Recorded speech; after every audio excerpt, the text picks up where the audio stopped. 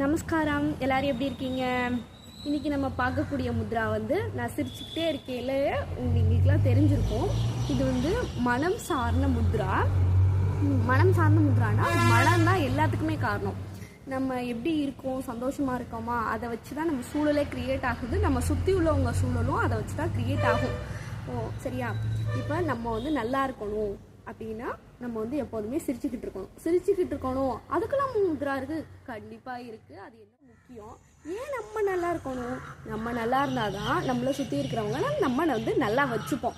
நம்மளை யாரும் நல்லா வச்சுப்பாங்களா அப்படின்னு தெரியாது. ஆனால் நம்ம வந்து நிறைய பேரை நல்லா வச்சுப்போம், சந்தோஷமாக வச்சுப்போம். அதுக்கு வந்து நமக்கு ரொம்ப முக்கியம். அதுக்கான முத்ரா பார்ப்போம். இதை வந்து நீங்கள் டெய்லி 10 நிமிட்ஸ் பண்ணுங்கள். பண்ணிட்டு ரிசல்ட்டை கமெண்டில் சொல்லுங்கள். பார்க்கலாம்.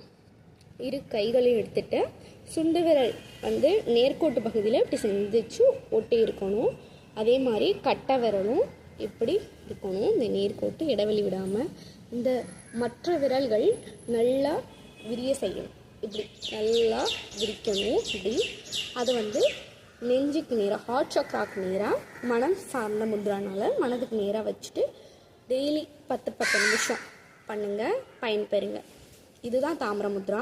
இது எவ்வளோ விரியுதோ, இது எந்த மாதிரி விரியுதோ அவ்வளோ வந்து மனசு சந்தோஷமாக இருக்குன்னு அர்த்தம்.